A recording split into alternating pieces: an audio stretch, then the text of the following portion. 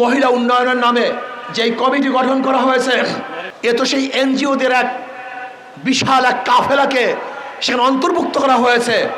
এরা নারীদেরকে উন্নয়ন করবে না নারীদেরকে ধ্বংস করবে আমি জানি না। চাই না ডেমোক্রেসি, চাই না সেকুলার, চাই না আমরা সোশ্যালিজম, চাই না আমরা ক্যাপিটালিজম। আব্রাহাম লিঙ্কনের কোনো আইন চলবে না, মাও সেতুরের আইন চলবে না, কার্ল মার্ক্সের আইন চলবে না, না সেখানে সক্রেটিসের আইন চলবে। জনাবে মুহাম্মদ রাসূলুল্লাহ সাল্লাল্লাহু আলাইহি ওয়াসাল্লাম যে নীতি ও আদর্শ নিয়ে এসেছেন, নবীর সেই সৈনিকরা তাদের জীবনের বিনিময়ে নবীর আদর্শ বাস্তবায়ন করবে ইনশাআল্লাহ।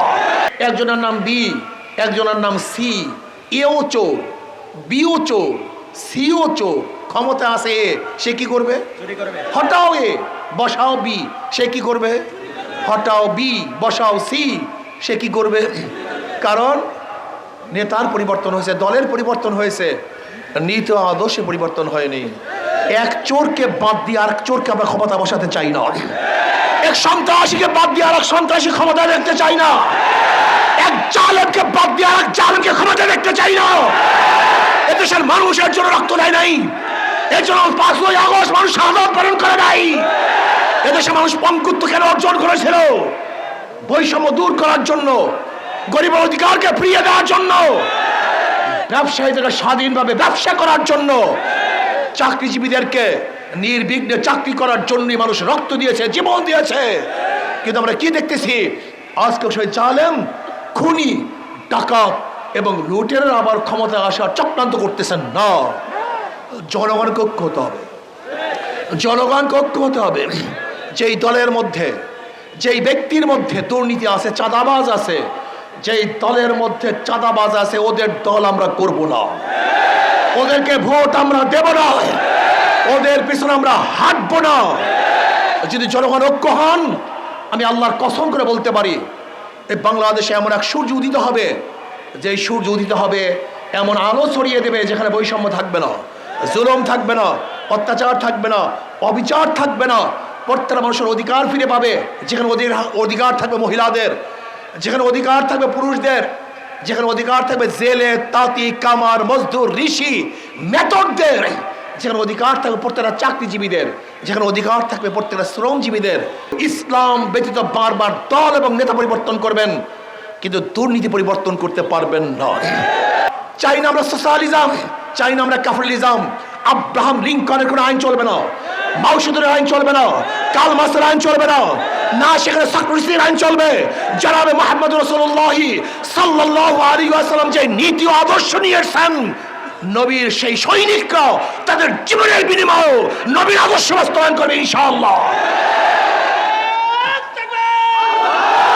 আরেকটা আন্দোলনের প্রয়োজন, আরেকটা সংগ্রামের প্রয়োজন। প্রিয় ভাইরা আমার, নির্বাচন কমিশনকে বলবো, যারা নতুন নির্বাচন কমিশন হয়েছেন, বিগত নির্বাচন কমিশন থেকে আপনাদের শিক্ষা গ্রহণ করতে হবে।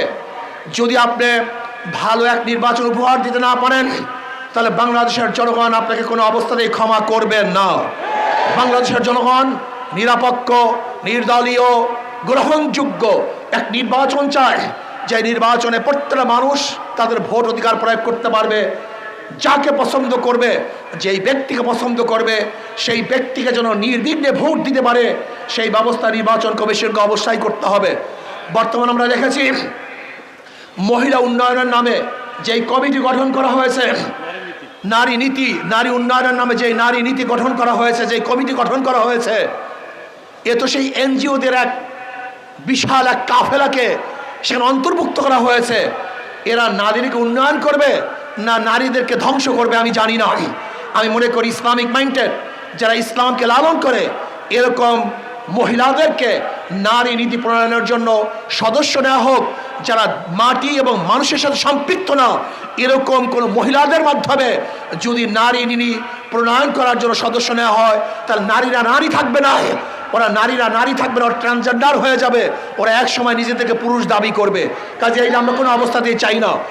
এবং প্রত্যেকটা শিক্ষাঙ্গনে কওমি মাদ্রাসার ওলামায়ে কেরামকে সেখানে নিতে হবে, সেই ব্যবস্থা করতে হবে। প্রত্যেকটা সরকারি মসজিদে যেন কওমি মাদ্রাসার ওলামায়ে কেরাম ইমামতের জন্য নিয়োগ পেতে পারে, সেই ব্যবস্থা অবশ্যই সরকারকে করতে হবে। এই দাবি আমরা জানাচ্ছি। ইবতেদায়ী মাদ্রাসাকে জাতীয়করণ করতে হবে।